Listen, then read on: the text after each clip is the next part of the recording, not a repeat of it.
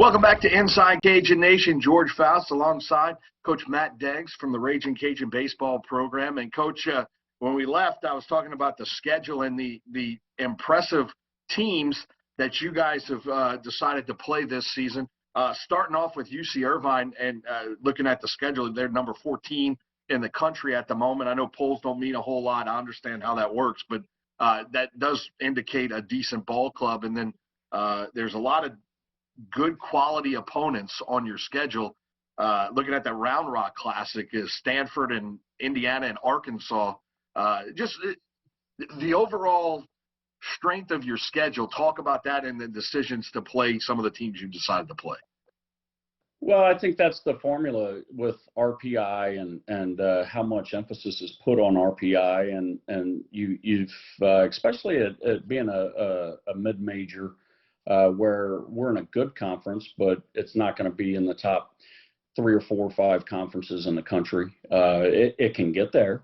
And so you've got to kind of create that with how you schedule. And, there's a couple of different schools of thought. Well, let's rack up some wins before conference and just see if we can get there on wins. And the 2014 team was able to do that. That's kind of an anomaly. A lot of years, you're just not going to win all of them, although you go into it expecting to. And so you need to play a good balance of road games. You need to play some good RPIs, some teams that will go on and have really good years. And I think above and beyond that, George, as a competitor, nobody signed up for any gimmies. And there's really no gimmies out there anymore. It's baseball's a crazy game. And so many schools have just really, really invested in baseball with facilities and coaches and development. Those are few and far between. We're looking to be challenged every time we go out and you get as sharp as we can get heading down the stretch. And so you're exactly right. It's a tough schedule. UCI is for real. They hit 300 as a ball club, won 43 games, pitched it at a 3. I think they fielded close to 980. They play with a lot of energy. They're very fundamental. They have our best hitter from a year ago and Ben Fitzgerald over there, who hit the transfer portal after the season and wound up there. So, we're going to have it's going to be a really good challenge heading into that opening weekend. Yeah, it looks like the schedules, and that's just the first couple of weeks, man. And then you have Southern Miss coming to town. That's always a fun game, a fun series.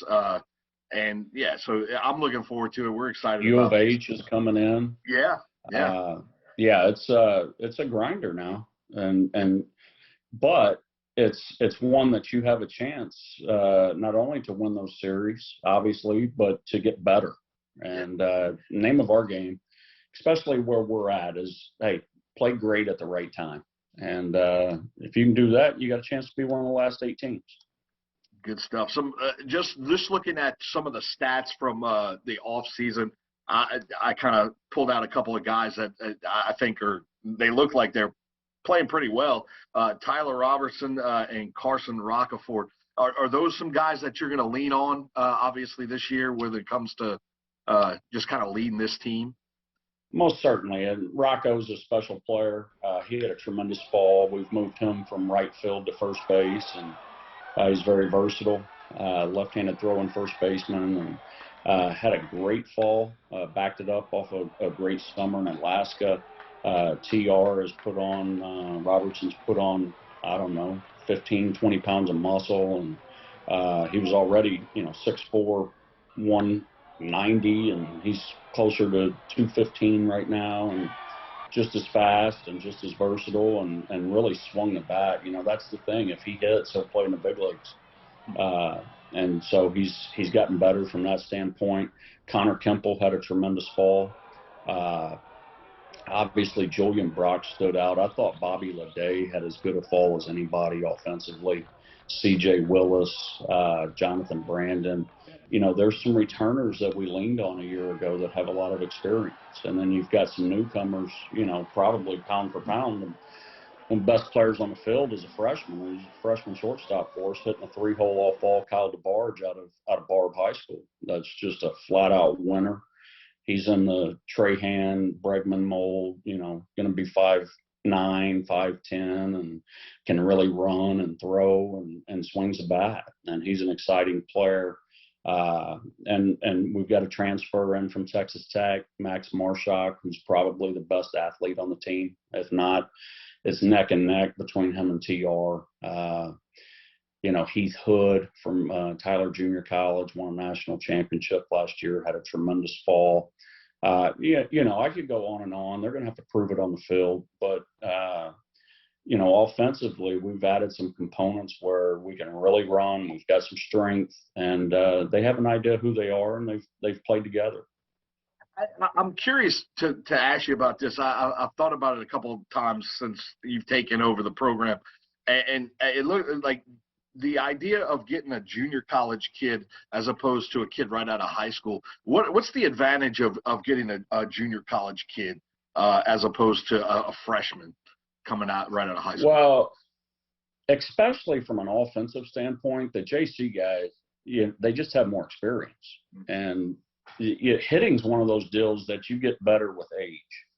You get better, the more at-bats you have under your belt. And so positionally, not so much on the mound, but positionally, there's a pretty big difference a lot of times, unless you're just a really good freshman like Kyle DeBarge. And we have a couple of good freshmen. And, ideally you would like to bring in probably a little more freshmen than you do JC guys. But when you're in a situation and looking back to 13, 14, we were in a situation coming off 2012 where we were 23-30, and you're looking to turn that thing. JCs a lot of time are the quickest answer for that. And then you can kind of settle in and sign your Gunnar Leges and Castles and guys like that went on to have great 4-year careers. Yeah, I've always been intrigued by that kind of dynamic. I know there's some, and you have a great junior college just up the road here, right? So with LSU Unis, so if there's somebody there that's piques your interest, it's easy to get to. Obviously, Coach Robe went into the Hall of Fame recently. Can you talk a little bit about just that and what that, his legacy with regards to what he was able to do? I mean, it's pretty amazing, legacy is the word. It's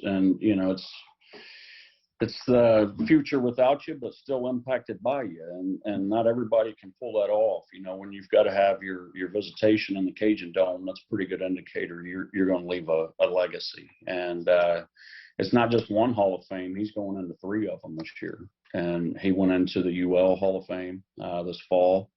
He went into the ABCA, the world's largest baseball coaches association, just here in January, and then he's going into the Louisiana Hall of Fame as well. So it's something that is, the way I describe Hall of Famers is, can they tell the story of whatever you're in and have to mention you? That to me is a Hall of Famer. Can they tell the story of college baseball without mentioning Coach Robe? I don't think so. Right. So that's what makes most people, they can't, but you're not going to tell the story of, Major League Baseball without mentioning Casey Stengel or Jim Leland or, Tommy Lasorda, some of these great managers. And the same thing with Coach Rowe. We made such an impact on so many people, and it's reverberated so far that he's a Hall of Famer.